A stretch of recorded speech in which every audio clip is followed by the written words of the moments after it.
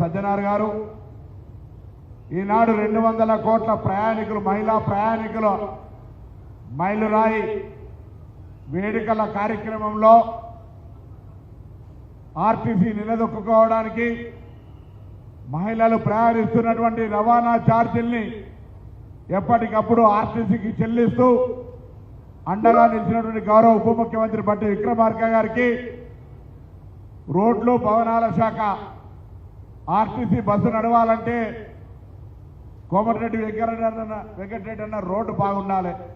ఆ విధంగా రోడ్లు భవనాల శాఖ మాత్యులు కోమటిరెడ్డి వెంకటరెడ్డి గారు, అదేవిధంగా special principal secretary chief secretary Vikas Raj గారు, అటు R&B ట్రాన్స్పోర్ట్ అండ్ రోడ్ రెండింటికి కలిపి ఒకరే ప్రిన్సిపల్ సెక్రటరీ వారు, బీర్ల ఐలయ్య గారు ప్రభుత్వ విప్, ఆలేరు ఎమ్మెల్యే గారు, బాలస్వామి గారు డీసీపీ గారు, అదేవిధంగా గౌరవ జిల్లా కలెక్టర్ హరిచంద్ర గారు, ఆర్టీసీ అధికారులు, ఇక్కడికి విచ్చేసినటువంటి ఆర్టీసీ సిబ్బందికి, ఇతర పాత్రికేయులకు, ప్రయాణికులందరూ కూడా పేరు పేరున నా నమస్కారాలు.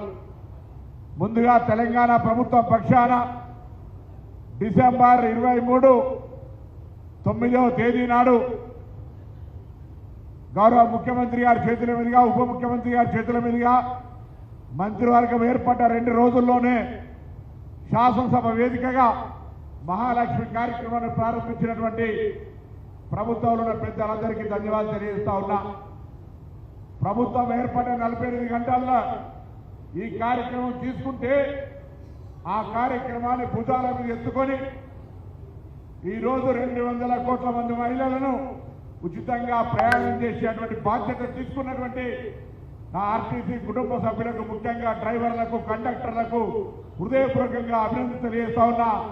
మేనేజింగ్ డైరెక్టర్ మొదలుకుంటే షెడ్యూల్లో ఉండే చిన్న మెకానిక్ దాకా అందరి కూడా కృషి భాగస్వామ్యం ఉంది. అందులో ఆర్టీసీ డ్రైవర్ల, కండక్టర్లకు నా హృదయపూర్వకంగా అభినందనలు, శుభాకాంక్షలు. అదేవిధంగా తెలంగాణ రాష్ట్ర ప్రభుత్వం ఎన్నికలకు ముందు చెప్పినట్టుగా ప్రభుత్వం ఏర్పడగానే మహాలక్ష్మి పథకం కింద మహిళలందరికీ కూడా అవ్వగారింటికి వెళ్ళాలన్నా, అత్తగారింటికి పోవాలన్నా, పాఠశాలకు పోవాలన్నా, దవాఖానకు పోవాలన్నా, గుడికి పోవాలన్నా, ఎక్కడికి వెళ్ళాలన్నా ఆర్టీసీ బస్సు చేయెత్తుతేనే వారి గౌరవాన్ని పెంపొందించే విధంగా ఆర్టీసీ బస్సులు మహిళలకు సేవ చేసినాయి. ఈరోజు మహిళలకు సంబంధించిన విద్యా అవకాశాలు ఉపయోగించుకుంటా ఉన్నారు బస్సు ఫ్రీ వల్ల. ఇంతకుముందే మా ఆర్టీసీ అధికారిని చెప్పినట్టుగా వాళ్ళ ఆరోగ్యానికి సంబంధించి లేదా భక్తి కోరికల్ని దేవాలయాల సందర్శన ద్వారా, లేదా షాపింగ్ కావచ్చు, లేదా బంధువుల ఇంటికి కావచ్చు, ఇలా అనేక రకాలుగా ఈరోజు మహిళలు ఈ అవకాశాన్ని వినియోగించుకున్న వారందరికీ అభినందనలు.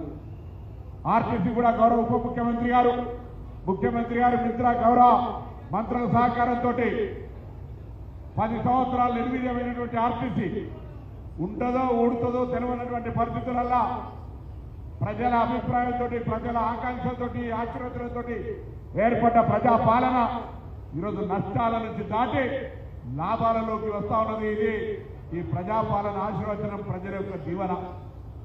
10 సంవత్సరాలు బస్సులు వదిలే ఇప్పుడు కొత్త బస్సులు కొనుగోలు చేస్తా ఉన్నాం. 10 సంవత్సరాలు రిక్రూట్మెంట్ జరగాలి, ఇప్పుడు రిక్రూట్మెంట్ జరుగుతూ ఉంది. కార్మిక నియామకాలు జరుగుతూ ఉన్నాయి.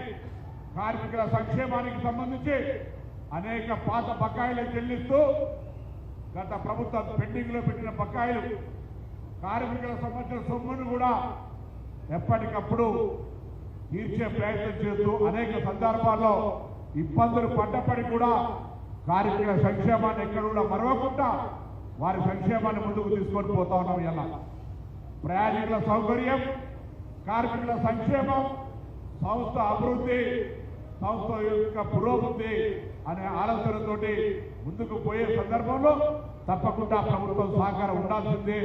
కార్మికుల సంక్షేమం ఈ సంస్థ చూడాల్సిందే అనేటువంటి లక్ష్యంతో పోతా ఉన్నాం. ఈరోజు ఈ ప్రభుత్వం పేదలకు సంబంధించి అనేక కార్యక్రమాలు, రైతులకు సంబంధించి, మహిళలకు సంబంధించి అనేక కార్యక్రమాలు తీసుకునే భాగంగా ప్రయాణికులకు ఉచితంగా ప్రయాణం చేసే సౌకర్యంతో పాటు వాళ్ళని ఎందుకు యజమానులను చేయరాదని రాష్ట్రంలో ఉన్న మహిళా సంఘాలతోటి బస్సులు కొనుగోలు చేయించి ఆర్టీసీ నడిపి మొన్ననే గౌరవ ఉప ముఖ్యమంత్రి గారి చేతుల మీదుగా ఆర్టీసీ సంస్థ తరఫున ₹1 కోటి వాళ్ళ కిరాయి చెల్లించిన 150 బస్సులకనే మాట సందర్భంగా మనం చూస్తున్నాం. ఇంకా బస్సుల కొనుగోలు సంఖ్యకు సంబంధించి ఆ మహిళా సంఘాలతోటి బస్సులు కొనుగోలు చేసే పరిక్రమ ఇంకా కొనసాగుతూ ఉంది. ఈ విధంగా అనేకంగా ఆక్యుపెన్సీ రేటు పెరిగింది, మహిళల ప్రయాణ సంఖ్య పెరిగింది. గతంలో 45 లక్షల ప్రయాణం చేస్తే ఈరోజు ఆర్టీసీని ప్రతిరోజు దాదాపు 60 లక్షల మంది ప్రయాణం చేసి వినియోగించుకుంటా ఉన్నారు. ఆ విధంగా 67%, 65% ఆక్యుపెన్సీ రేటు 97, 100% దాటి బస్సులు నిండిగా మహాలక్ష్మి కలకలతోటి ఆర్టీసీ ముందుకు కొనసాగుతోంది. అలా ఆ విధంగా ఉన్నటువంటి ఆర్టీసీ అన్ని రకాలుగా ఆదాయాలు పెంచుకోవడానికి కూడా ప్రయత్నం చేస్తూ మరి కార్మికులకు సంబంధించిన అంశాలు కూడా చూస్తూ ఉంది. ఇంకా చిన్న చిన్న అంశాలు చేయాల్సి ఉన్నాయి. మీకు తెలుసు 10 సంవత్సరాలు ఆర్థిక విధ్వంసం జరిగిన తర్వాత ఒక మనిషి కోలుకోవడానికి, ఒక సంస్థ మెరుగుపడడానికి ఎంత సమయం పడుతుందో ఆ సమయాన్ని తీసుకొని ముందుకు పోతా ఉన్నాం. తప్పకుండా భవిష్యత్తులో ఆర్టీసీ, తెలంగాణ ఆర్టీసీ దేశంలోనే రోల్ మోడల్ గా ఆదర్శంగా నెంబర్ 1 వచ్చే విధంగా కార్మికుల కృషి సహకారంతో ఉంచడానికి ఈ ప్రభుత్వం ఎప్పుడు అండగా ఉంటుందనే మాట మరొకసారి మనం చేస్తూ ఇన్ని కార్యక్రమాలు కొనసాగడానికి సహకరిస్తున్నటువంటి ప్రభుత్వ పెద్దలందరికీ ధన్యవాదాలు తెలియజేస్తూ మరొకసారి తెలంగాణ వ్యాప్తంగా ఈరోజు 97 బస్ డిపోల్లో 341 బస్ స్టేషన్లలో ఈ కార్యక్రమాలు కొనసాగుతూ ఉన్నాయి. గౌరవ ప్రజాప్రతినిధులు, అధికారులు మహిళలతో వేదికగా అనేక రకాల కార్యక్రమాలు రూపొందించి ఈరోజు 200 కోట్ల మైలు రాయి, 6,800 కోట్ల రూపాయలు విలువ కలిగినటువంటి ఉచిత ప్రయాణం ప్రభుత్వం సహకారం అందించి ఈ తెలంగాణ అక్కా చెల్లెల ఆశీర్వచనం వచ్చింది. ఆ అక్కా చెల్లెల ఆశీర్వచనం భవిష్యత్తులో మరింత ఉండాలని ఆకాంక్షిస్తూ తెలంగాణ అక్కా చెల్లెలందరికీ ఆర్టీసీ పక్షాన, ప్రభుత్వ పక్షాన శుభాకాంక్షలు తెలియజేస్తూ నమస్కారం చెప్తూ ముగిస్తా ఉన్నాను.